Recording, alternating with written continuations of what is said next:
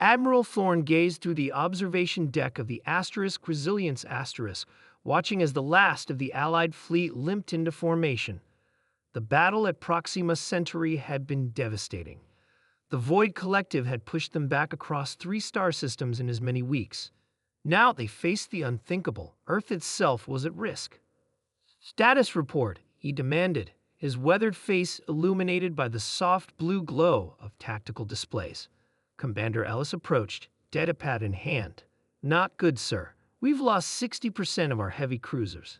The Aldebaran forces are down to their last dreadnought, and the Pleiadian ships have withdrawn to protect their home systems."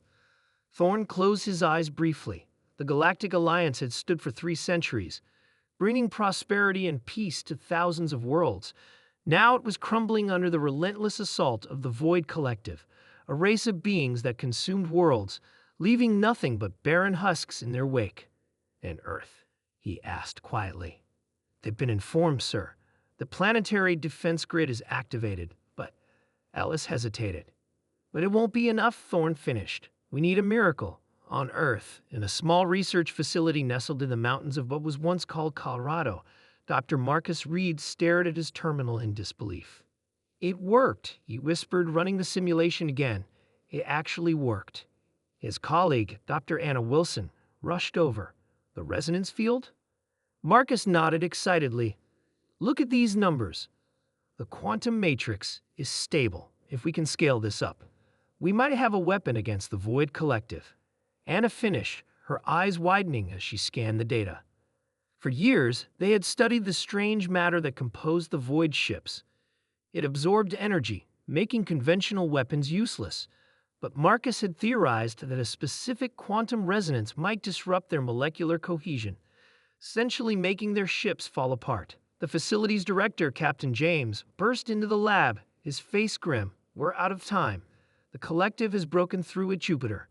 Admiral Thorne is holding them at Mars, but it's only a matter of days." Marcus and Anna exchanged glances. "We need to implement this now," Marcus said.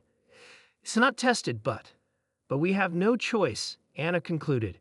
The next 48 hours were a blur of activity. Every manufacturing plant on Earth was repurposed. Every scientist and engineer worked without rest. Regular citizens volunteered by the millions, assembling components, transporting materials, doing whatever was needed. In orbit, the remnants of Earth's fleet prepared for what many believed would be their final stand. Admiral Thorne had merged his forces with Earth's defense fleet, creating a thin line of ships that stood between humanity and extinction. "Sir, incoming transmission from Earth," Ellis announced. The holographic display flickered to life, showing Captain James alongside Marcus and Anna. "Admiral," James began, "we've developed a weapon that might work against the Collective. We're deploying it to your fleet now." Thorne's eyes narrowed. "What kind of weapon?" "We call it the Resonance Cascade," Marcus explained. "It creates a quantum field that should disrupt their molecular cohesion. Every ship in the fleet needs to be equipped with a generator." "Should?" Thorne questioned.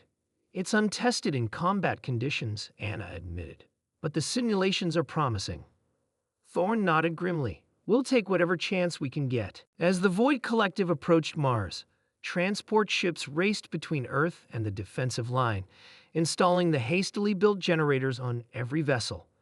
Engineers worked feverishly, integrating the new technology with existing systems. On the Resilience Thorne addressed his fleet. "Today we face an enemy that has never known defeat. They believe we are weak, that we will fall like so many before us."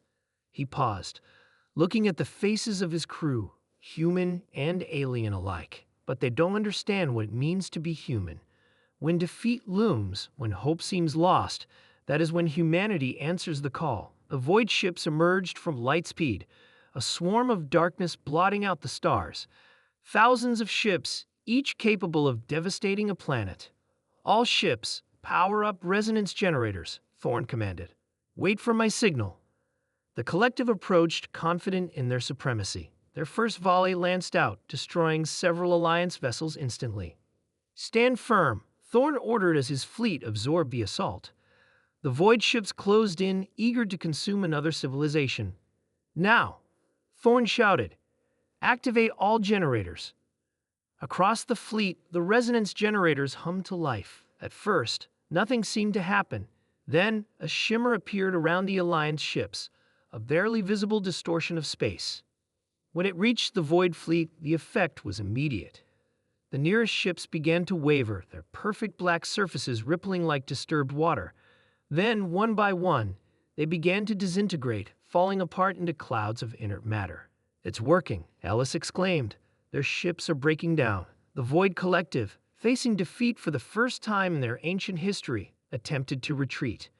But the resonance field had spread too far, catching most of their fleet in its effect. 3 days later, Admiral Thorne stood on the observation deck once more, watching as repair crews worked on the battered ships. Earth gleamed blue and white in the distance, still safe. "The Collective has withdrawn from Alliance space," Ellis reported. "Our long-range scouts report they're abandoning conquered territories, pulling back to their core systems. They're afraid," Thorne realized. For the first time, they know fear. On Earth, Marcus and Anna watched the same view from their facility's modest telescope. "We did it," Anna said quietly. "Humanity answered the call." Marcus nodded, his eyes on the stars. "This is just the beginning. The resonance technology can be adapted for construction, for healing, for exploration. We turned a weapon into a miracle." As night fell across Earth, people emerged from their homes and looked up at the sky. The stars seemed brighter somehow, a universe of possibilities stretching before them.